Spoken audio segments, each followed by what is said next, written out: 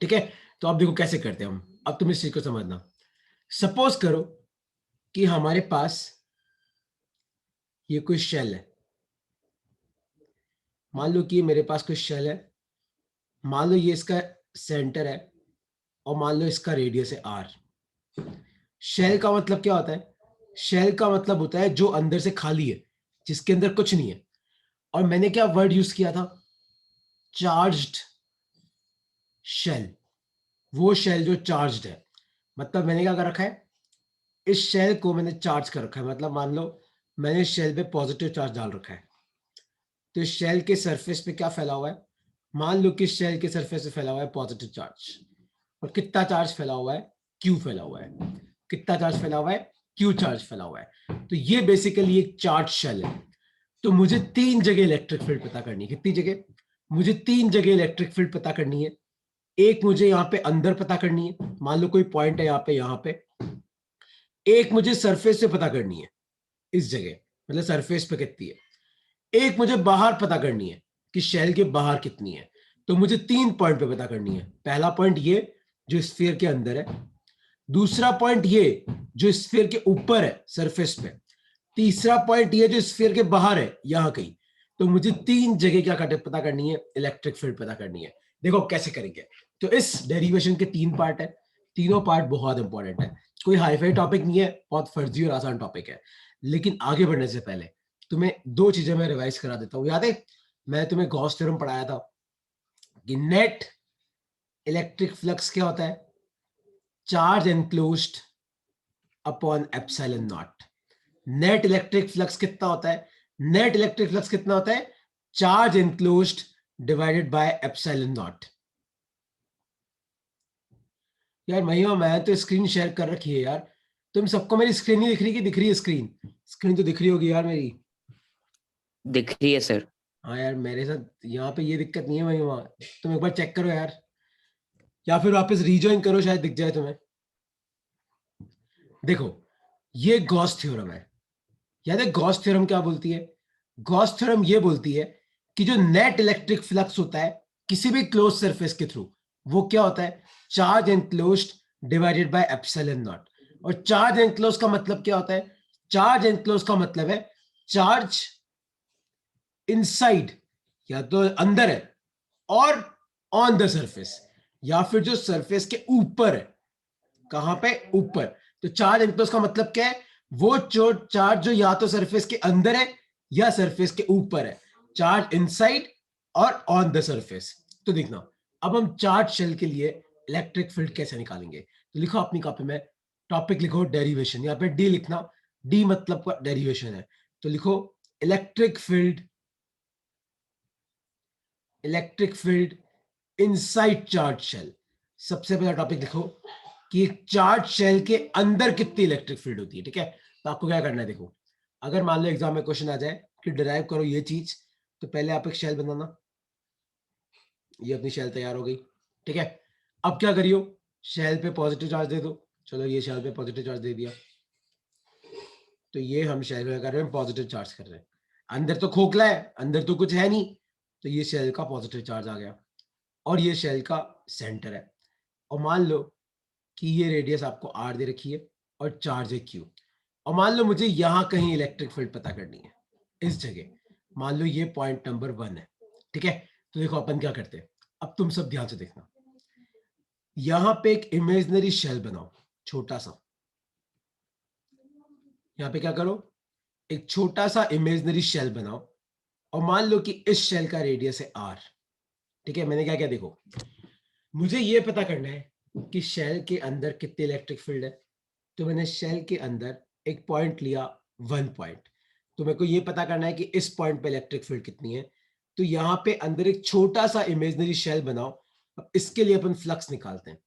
तो flux through first loop, तो loop number 1 है, मान लो इसको लूप नंबर 1 का नाम देते हैं। और मुझे इस पॉइंट पे इलेक्ट्रिक फील्ड निकालनी है। इस पॉइंट पे, जो पॉइंट सेंटर से कितना दूर है? सेंटर से कितना दूर है? आर। तो आप मुझे बताओ कि मैं तुम्हें पूछूं कि बताओ इस क्लोज सरफेस से, कौन सा?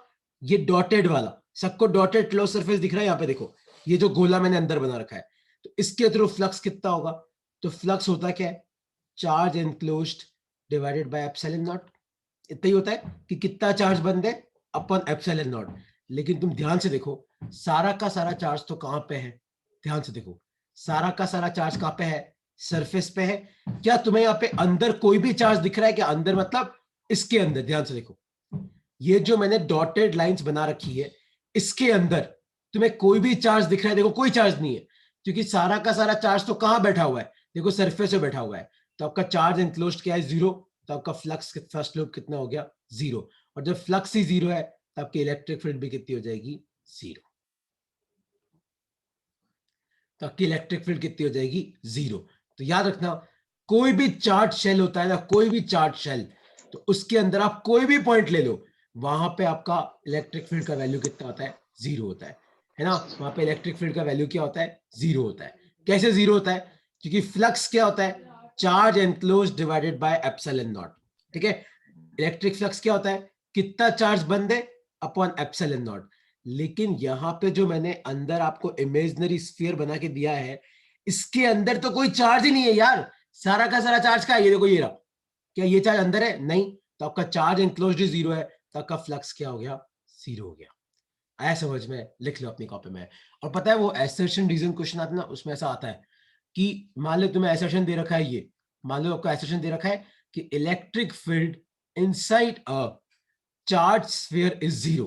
और मान लो रीजन में आपको दे रखा हो because electric flux inside is zero. तो मतलब ए भी करेक्ट है, आर भी करेक्ट है, और आर ए का करेक्ट एक्सप्लेनेशन है। तो यहाँ पे आपको हिंदी में लिखना है इसको। तो हिंदी में क्या लिख लियो यहाँ पे? इलेक्ट्रिक फील्ड क्यों जीरो है? इलेक्ट्रिक फील्ड जीरो है क्योंकि आपका फ्लक्स क्या है? जीरो। और फ्लक्स क्यों जीरो है? क्योंकि आपका चार्ज एनक्लोज भी क्या है? जीरो है। लिख लो अपनी कॉपी में, लिख लो उसको। टॉपिक है electric field inside charge shell. तो एक चार्ज शेल के अंदर इलेक्ट्रिक फील्ड कैसे निकालते हैं? तो कैसे निकालते हैं? देखो, आप शेल के अंदर एक पॉइंट लेके वहां पे एक छोटा सा शेल बनाओ। ठीक है, छोटा शेल बन गया। और किसी भी क्लोज सरफेस के थ्रू नेट फ्लक्स क्या होता है? नेट फ्लक्स होता है charge enclosed divided by epsilon not. लेकिन सारा का सारा चार्ज तो कहां फैला हुआ है? सारा का सारा चार्ज फैला हुआ है सरफेस पे। तो यहाँ पे अंदर तो कोई चार्ज ही नहीं है, तो आपका चार्ज एनक्लोज कितना हो जाएगा? जीरो। और नेट फ्लक्स जीरो है, तो आपकी इलेक्ट्रिक फील्ड भी कितनी हो जाएगी? जीरो। लिख लो अपनी कॉपी।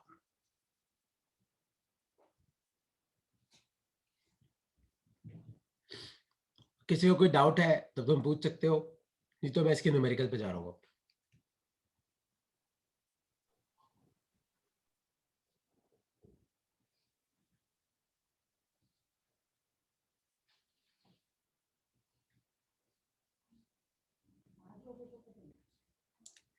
ओके, कोई डाउट नहीं है। तो जैसे मान लो अगर तुम्हारे एग्जाम में ऐसा क्वेश्चन आता है कि मान लो कि ये एक शेल है, और मान लो कि एक शेल, अरे एक तो मेरी ड्राइंग खराब है, अंडा है वैसे। तो ये शेल है, और मान लो कि इस पे 10 कूलम का चार्ज फैला हुआ है। ठीक है, कितना फैला हुआ है? 10 कूलम। मान लो कि मैं तुम्हें बोलूं कि इस शेल की जो रेडियस है वो मैंने तुम्हें 10 मीटर दे रखी है। कितनी दे रखी है? 10 मीटर। और अब मैं तुम्हें पूछता हूं कि मान लो मैंने सेंटर से 5 मीटर की दूरी पे एक छोटा सा इमेजिनरी शेल बनाया। तो आपको बताना है कि मान लो इस छोटी शेल का नाम है वन। तो आपको बताना है इस छोटी शेल में नेट फ्लक्स कितना होगा, इस छोटी शेल में चार्ज एनक्लोज कितना है, और इस छोटी शेल में इलेक्ट्रिक फील्ड कितनी है। मतलब यहाँ पे कोई पॉइंट है, वहां पे कितनी इलेक्ट्रिक फील्ड है? क्या होगा? तीनों का आंसर सोचो। Zero sir. सोचो, हाँ करेक्ट है, सोचो। ए तो जीरो सर। टाइप करा करो यार, बाकी लोग भी तो कर रहे हैं। कितना होगा सोचो? चार्ज एनक्लोज तो हो ही नहीं सकता यार, सारा का सारा चार्ज तो कहाँ पड़ा हुआ है? ये पड़ा हुआ है यहाँ पे, क्या अंदर है? तो आपका चार्ज एनक्लोज क्या है? जीरो। तो आपका फ्लक्स भी क्या है? जीरो। तो इलेक्ट्रिक फील्ड भी क्या है? जीरो। आया समझ में? नहीं समझ में आया? एक तुम्हें समझ में आया कि नहीं आया यार? ये अपना एक पार्ट खत्म भी हो गया डेरिवेशन का। किसी को कोई डाउट है तो पूछो आ उसको। गया सर। ओके, तो इसमें एक एक फर्जी तरीके का क्वेश्चन और आता है, वो भी तुम सीख ही लो। जैसे मान लो कितनी बार क्वेश्चन आता है कि बताओ मैंने एक चार्ज शेल के अंदर इलेक्ट्रॉन रखा है, तो बताओ इलेक्ट्रॉन पे कितना फोर्स लगेगा। देखो, किसी भी चार्ज पे कितना फोर्स लगता है? Q E. लेकिन जब चार्ज शेल के अंदर आपकी इलेक्ट्रिक फील्ड ही नहीं है, तो ई जीरो है, तो फोर्स भी कितना लगेगा? जीरो। आया तुम्हें समझ में? कोई डाउट तो नहीं है? तो ये अपना खत्म हुआ है। अब अपन आता है डेरिवेशन नंबर 2 पे, पार्ट 2 पे। लिखो electric field on surface of charge shell. Electric field on surface of charge shell. तो चार्ज शेल के सरफेस पे कितनी इलेक्ट्रिक फील्ड होगी? अब तुम सब ध्यान से देखियो, बहुत आसान है, तो समझ में आ जाएगा। देखो सबसे पहले अपन एक चार्ज शेल बनाते हैं, ठीक है, और मान लो इसके सरफेस पे पॉजिटिव चार्ज फैला हुआ है, ठीक है। तो ये इसके सरफेस पे पॉजिटिव चार्ज फैला हुआ है। कितना चार्ज फैला हुआ है? Q, ठीक है। अब तुम सब ध्यान से देखो, और मान लो कि इसका जो रेडियस है वो आपको दे रखा है R, ठीक है। अब मुझे कहाँ निकालनी है? अब मुझे सरफेस पे ही निकालनी है। तो मान लो मैं सरफेस पे कोई पॉइंट लेता हूं, और मान लो कि यही मेरा इमेजिनरी स्फीयर भी है, मतलब जो मेरा स्फीयर का सरफेस है ना, वहीं पे मेरा इमेजिनरी सरफेस है, डिट्टो वहीं पे। देखो, ठीक है। तो अब देखो, तो फ्लक्स थ्रू सेकंड सरफेस क्या होगा? फ्लक्स बेसिकली होता क्या है? फ्लक्स होता है charge enclosed bye epsilon not, ठीक है। लेकिन तुम्हें याद है मैं तुम्हें क्या सिखाया था? चार्ज एनक्लोज का मतलब है जो चार्ज या तो सरफेस के अंदर है या सरफेस के ऊपर है। अब अपने को पता है यार इसके अंदर तो कोई नहीं है, लेकिन ऊपर तो है, और ऊपर कितना फैला हुआ है? Q। तो यहाँ पे फ्लक्स कितना हो जाएगा? Q by epsilon not. आया समझ में? ये तो पहली इक्वेशन है, क्योंकि अब हमारे सरफेस पे चार्ज है ना यार, तो चार्ज एनक्लोज में क्या आ जाएगा? Q। और याद है मैं तुम्हें फ्लक्स निकालने का एक और फॉर्मूला सिखाया था, अगर तुम्हें याद हो तो, E.A। अगर तुम लोगों में से किसी ने इलेक्ट्रिक फ्लक्स नहीं पढ़ रखा है मेरे साथ, तो मुझे पर्सनल मैसेज कर देना कि सर हमें फ्लक्स नहीं पढ़ रखा है, तो कुछ समझ ही नहीं आ रहा है। सीधी सी बात है, आपको नहीं आएगा समझ, नहीं पढ़ रखा है तो आप मुझे मैसेज कर देना, पहले वो टॉपिक पढ़ लेना, फिर ये टॉपिक वापस पढ़ लेना मेरे साथ। तो फ्लक्स होता क्या है? E.A। तो ये अपन क्या लिखते हैं? E A cos theta. तुम्हें याद है? ये मैं तुम्हें क्लास में कराया था। E मतलब इलेक्ट्रिक फील्ड, A मतलब एरिया वेक्टर, E.A। तो अपन लिखते हैं E A cos थीटा। और थीटा किसके बीच का एंगल होता है? थीटा एंगल होता है इलेक्ट्रिक फील्ड और एरिया वेक्टर के बीच का एंगल। तो अब तुम ध्यान से देखना, देखो फ्लक्स अपन एक बार और निकालेंगे। तो एक बार मैंने इस फॉर्मूले से निकाला, कौन सा formula? Charge enclosed bye epsilon not. एक बार मैं इस फॉर्मूले से निकालूंगा, देखो कैसे निकालेंगे। तो फ्लक्स क्या हो जाएगा? E A cos theta. तो इलेक्ट्रिक फील्ड तो मुझे नहीं पता है, और यहां पे ये जो बाहर मैंने सरफेस लिया है ना, इसका रेडियस R है, तो इसका एरिया कितना हो जाएगा? 4πr², क्योंकि स्फीयर का सरफेस एरिया कितना होता है? 4πr²। तो E की जगह तो E आ गया, E तो पता ही नहीं अपने को, A की जगह आ गया 4πr²। अब cos थीटा देखो, आपकी इलेक्ट्रिक फील्ड भी बाहर की तरफ, और अगर यहाँ पे आप कोई एरिया वेक्टर लोगे तो एरिया वेक्टर भी बाहर की तरफ, तो दोनों पैरेलल है, तो आपका थीटा कितना आ जाएगा? 0 डिग्री। और cos 0 कितना होता है? 1। ठीक है, ये आपकी इक्वेशन नंबर 2। दोनों फ्लक्स है, दोनों को बराबर कर दो, E into 4πr² equal to Q by epsilon not. तो आपका इलेक्ट्रिक फील्ड कितना आ जाएगा? 4πr² को नीचे भेजो, तो Q upon 4π epsilon not r²। ये आपका आंसर है। लिख लो अपनी कॉपी में, इसको लिख लो। तो किसी भी शेल के सरफेस पे आपकी इलेक्ट्रिक फील्ड कितनी होती है? Q upon 4π epsilon not r², है ना। और अगर तुम्हें नहीं पता हो, भूल गए हो, तो 1 अपॉन 4π एप्सिलॉन नॉट को अपन K लिखते हैं, और K की वैल्यू होती है 9 इंटू 10⁻⁹। तो इलेक्ट्रिक फील्ड एट सरफेस अपन क्या लिख सकते हैं? KQ अपॉन r², क्योंकि 1 अपॉन 4π एप्सिलॉन नॉट क्या है? K। तो ये हो गया आपका electric field on surface of a charge shell. अब इसमें कोई भी डाउट है तो तुम मुझे पूछ सकते हो, क्योंकि यहाँ पे बहुत छोटी छोटी चीजें हैं जो तुम्हें सोचनी पड़ेगी कि ऐसा क्यों हुआ। अब कोई भी डाउट है तो पूछो यार। सर हाँ पूछो। सर ये सिर्फ फर्स्ट वाले फॉर्मूले से नहीं हो सकता था क्या सॉल्व? नहीं नहीं नहीं, फर्स्ट वाला जो फॉर्मूला है ना दक्ष, वो खाली तेरे को इलेक्ट्रिक फ्लक्स की वैल्यू देता है, और अपने को यहाँ पे क्या डिराइव करना है? इलेक्ट्रिक फील्ड डिराइव करना है। तो खाली मैं तेरे को ये पूछता कि बताओ कितना फ्लक्स होगा, तो ये तेरा आंसर यही खत्म हो गया, Q बाय एप्सिलॉन नॉट। लेकिन मैंने पूछा यार इलेक्ट्रिक फील्ड कितनी होगी, तो फिर फ्लक्स निकालने के दो तरीके, एक तो charge enclosed bye epsilon not, और दूसरा E.A मतलब E A cos थीटा। तो बस मैंने दोनों से फ्लक्स निकाल के बराबर किया, देखो अपने को E मिल गया। Okay sir.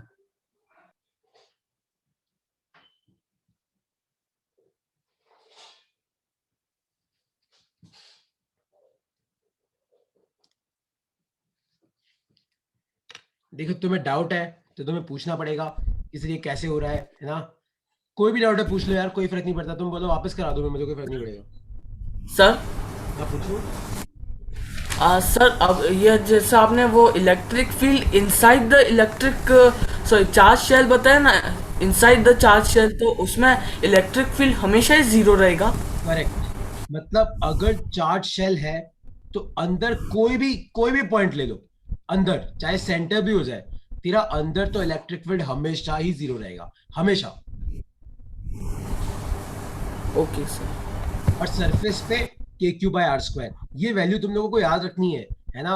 जरूरी नहीं है कि ये डेरिवेशन ही आए, इसका न्यूमेरिकल भी आता है, तो वहां पे अपने को बैठ के डिराइव नहीं करना होता है, तुम्हें वैल्यू याद रख के जानी होती है कि सरफेस पे कितनी होती है के क्यू बाय आर स्क्वायर, अंदर कितनी होती है, जीरो होती है। पूछो यार, कोई डाउट तो होगा तुम्हें इसमें कि कोई डाउट नहीं है?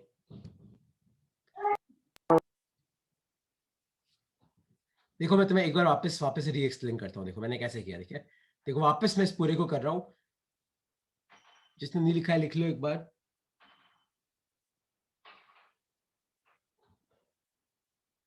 ओके, एक बार तो वापस कर लेते हैं ना, और तुम देखना कहीं तुम्हें डाउट है तो पूछना।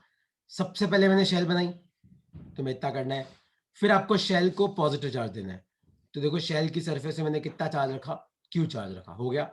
फिर आप बनाओ कि मान लो इसकी रेडियस आर है, चलो ये काम भी हो गया।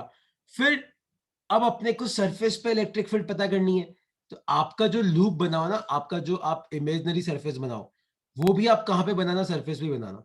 मान लो ये लूप नंबर 2 है, और मान लो मुझे इस पॉइंट पे इलेक्ट्रिक फील्ड पता करनी है, तो पहले अपन इस सरफेस टू से फ्लक्स निकालते हैं। फ्लक्स बेसिकली क्या होता है, charge enclosed bye epsilon not. Charge enclose का मतलब है जो चार्ज सरफेस के ऊपर है या अंदर है, या ऊपर दिख रहा है, अंदर तो कुछ नहीं है, ऊपर कितना है क्यू, तो ये हो गया क्यू बाय एप्सिलॉन नॉट, ये आ गया इक्वेशन नंबर 1। फिर फ्लक्स निकालने का एक और फॉर्मूला है, वो फॉर्मूला क्या है, ई डॉट ए, वो क्या हो जाएगा, ई ए कॉस थीटा। ठीक है, ये हो गया। अब ई तो नहीं है, लेकिन सरफेस का एरिया तो पता है ना, 4 पाई आर स्क्वायर क्या होता है, किसी भी स्फीयर का सरफेस एरिया कितना होता है, 4 पाई आर स्क्वायर। और ध्यान से देखो, आपकी इलेक्ट्रिक फील्ड बाहर की तरफ होगी क्योंकि पॉजिटिव है, और एरिया वेक्टर भी बाहर की तरफ, क्योंकि एरिया वेक्टर एरिया के परपेंडिकुलर होता है, दोनों के बीच में एंगल कितना है, 0, cos 0 आ गया 1, इन दोनों को बराबर कर दो, आपका आंसर आ जाएगा E into 4 pi R square equal to Q by epsilon not. तो E कितना आ गया आपका, Q upon 4 pi epsilon not R square, ये आ गई आपकी इलेक्ट्रिक फील्ड। आया समझ में? इसका आप एक सर cos 0 कैसे हुआ? cos 0 कैसे हुआ, चलो ठीक है, वेरी गुड। मैं सोचा था कोई तो पूछे यार, ये मैंने तो बोल दिया, तुमने मान लिया। देखो cos 0 कैसे होता है, एक सेकंड रुकता, हाँ जस्ट गिव मी 1 मिनट।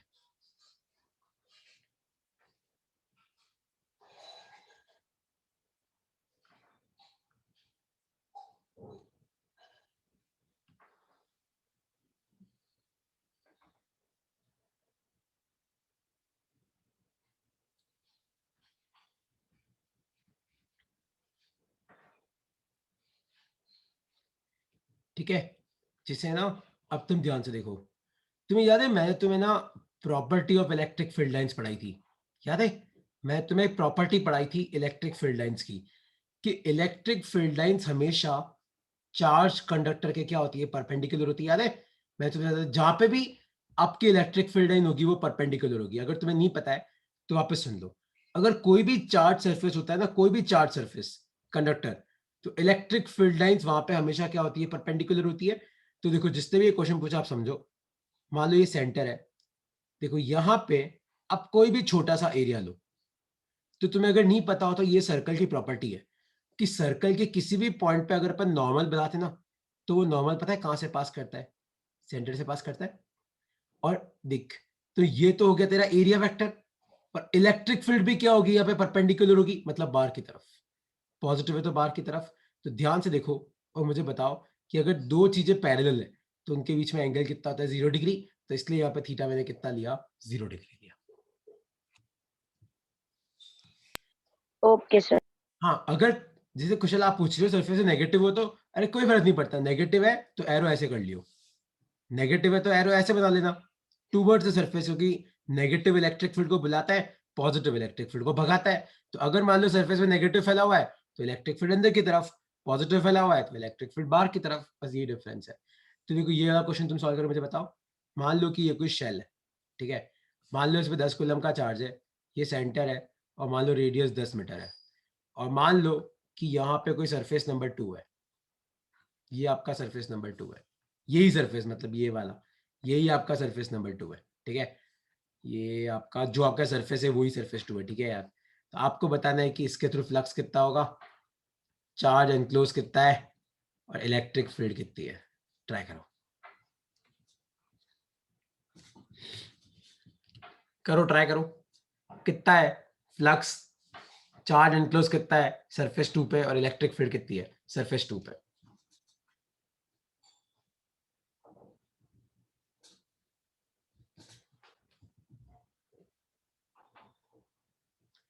अरे के छोड़ दिया करो तुम तो, के में आंसर कर दिया करो ऑनलाइन में, तो मुझे के में पुट मत करा करो तुम, है ना। फ्लक्स कितना है? सर 1 मिनट करने तो दो, फिर आप सॉल्व कराना। Okay okay sir, sorry sir, करो सर, करो करो आराम से करो, कोई नहीं है, पर इसका एक पार्ट बाकी है अपना, है ना, थोड़ा जल्दी करना, इसका एक तीसरा वाला पार्ट बाकी है, आउटसाइड वाला अपना।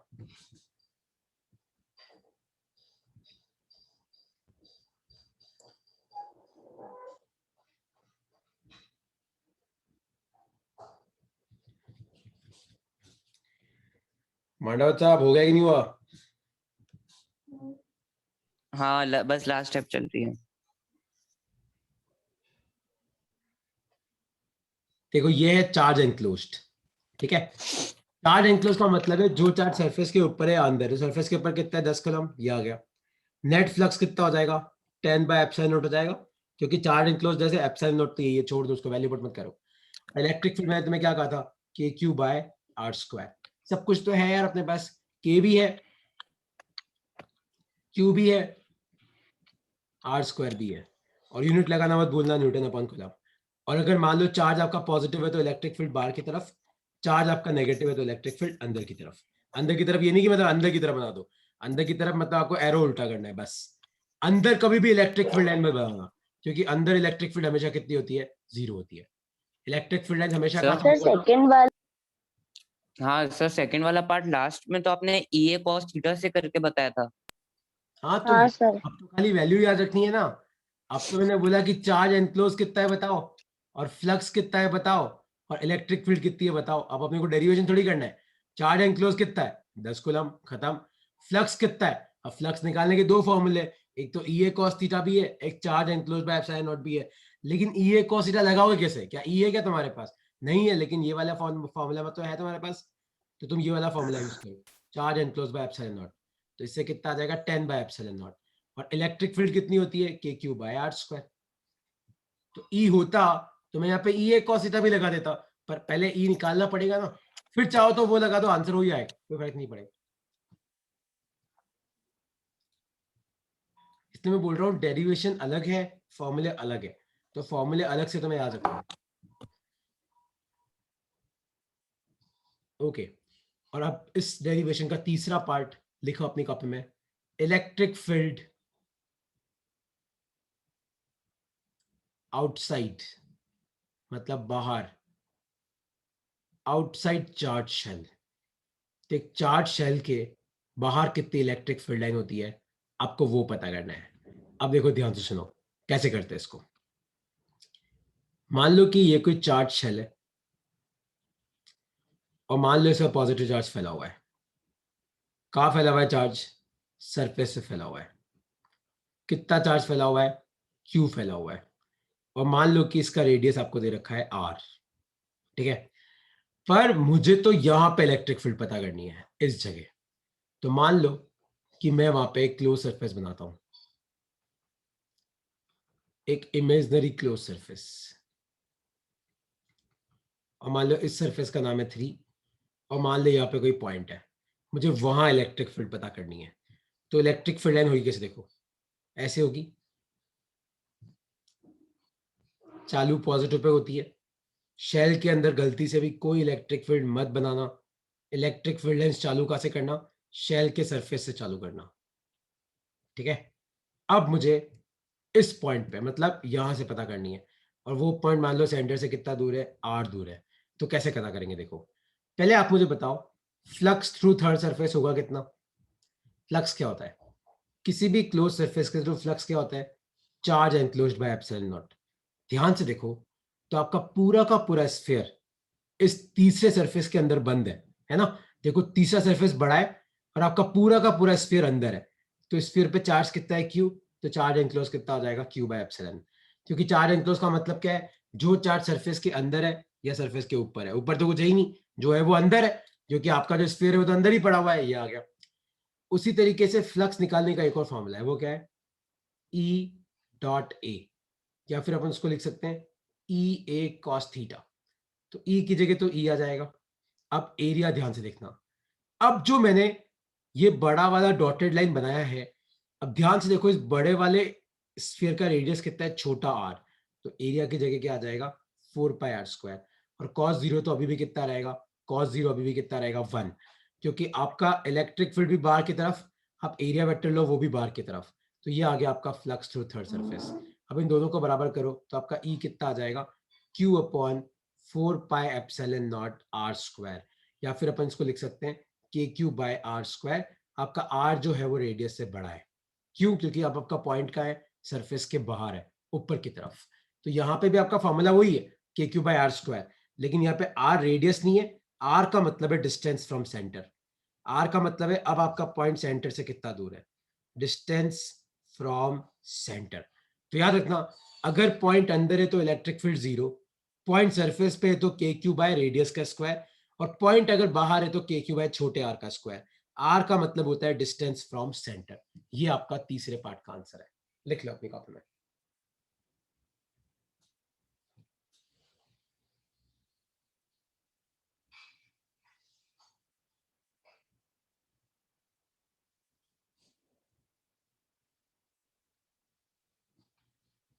लिख लो। इसके साथ तुम्हारा चैप्टर नंबर 1 पूरा होता है, इलेक्ट्रोस्टैटिक्स पार्ट 1।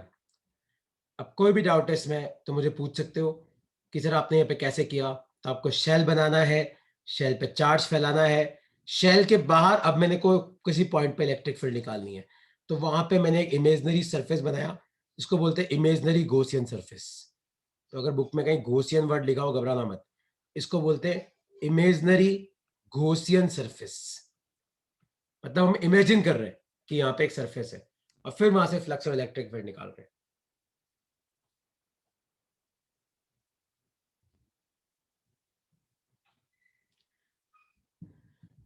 तो हमने एक सरफेस इमेजिन किया, एक तो मैंने फ्लक्स निकाला, वो क्या होता है? Charge enclosed bye epsilon not, Q/ε0।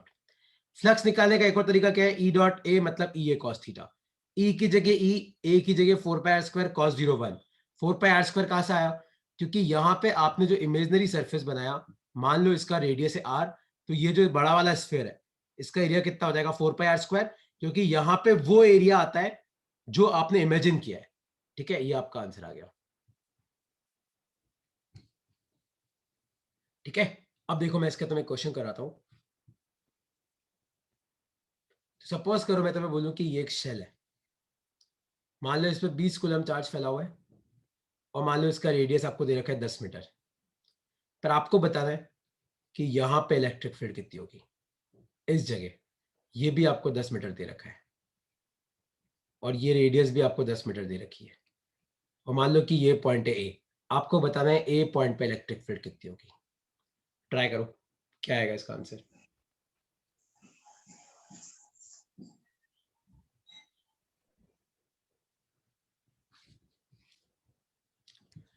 अब आपका जो पॉइंट है वो सरफेस के बाहर है, सरफेस के ऊपर नहीं है, सरफेस के बाहर है। देखो यहाँ पे चार्ज कितना है शेल पे? 20 कूलम, और वो पॉइंट सेंटर से कितना दूर है चेक कर लेना। आपको कौन सी डिस्टेंस लेनी है? आपको वो डिस्टेंस लेनी है, मतलब सेंटर से आपका पॉइंट कितना दूर है, ये नहीं कि सरफेस से ले रहे हो। तो पॉइंट अगर बाहर है तो इलेक्ट्रिक फील्ड का फॉर्मूला KQ/r²। के कितना है? 9×9। चार्ज कितना है? 20, और नीचे 20 का स्क्वायर। तो 20 से 20 गया, करेक्ट है खुशहाल? तो ये आपका आंसर कितना आएगा? बस ये आपका आंसर है यार, न्यूटन अपॉन कूलम। या फिर जैसे तुम लिख सकते हो K/20। तो ये आपका आंसर है। आया समझ में? तो देखो अब मैं तुम्हें ना इसको सिनॉप्सिस में लिखवा देता हूँ, मतलब आपको एक सिनॉप्सिस दे देता हूँ कि मान लो कि ये कोई शेल है, जिसका रेडियस है r, और मान लो ये इसका सेंटर है। मान लो ये एक पॉइंट है a, ये एक पॉइंट है b, ये एक पॉइंट है c। मान लो a पॉइंट सेंटर से r1 दूरी पे है, जो b पॉइंट है मान लो वो सेंटर से r दूरी पे है, और चलो c पॉइंट मान लो यहाँ पे है, मान लो c पॉइंट सेंटर से r2 दूरी r3 दूरी पे है।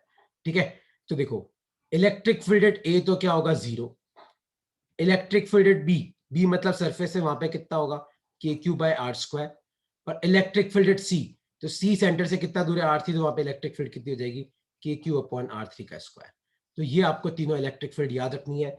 इसमें अब कोई भी डाउट है तो पूछो, क्योंकि मैं इसका तुम्हें ग्राफ बनवा रहा हूँ अब, तो ये ग्राफ साथ साथ बना लो।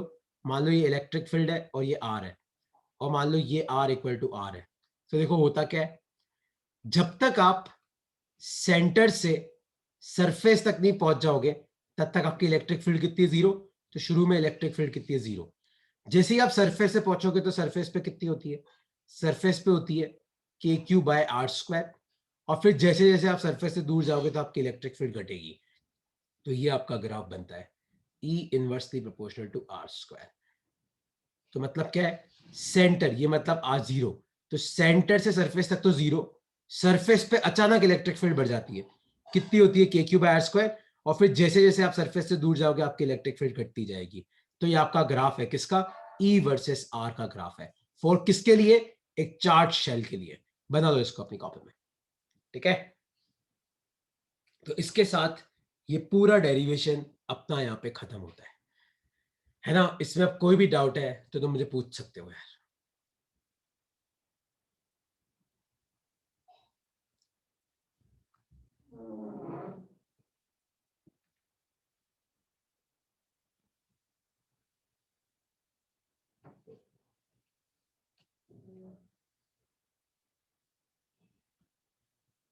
ओके, देखो अब तुम्हें क्या करना है। देखो अगर तुम सबके पास एनसीईआरटी हो तो अब अपनी एनसीईआरटी खोलना और पीछे के क्वेश्चन ट्राई करना, सारे क्वेश्चन तुमसे हो जाएंगे। जो क्वेश्चन नहीं हो रहे यानी कि पेज भेज रहे हो, उस क्वेश्चन का मुझे तुम्हें स्क्रीनशॉट भेजना है। क्या भेजना है, स्क्रीनशॉट। तो नेक्स्ट क्लास में बेसिकली अपन एनसीईआरटी के क्वेश्चन ट्राई करेंगे इस चैप्टर के, ठीक है। चालू अपन चैप्टर नंबर 3 उसके अगली क्लास में करेंगे, ठीक है। और कोई डाउट है तो तुम मुझसे पूछ सकते हो यार।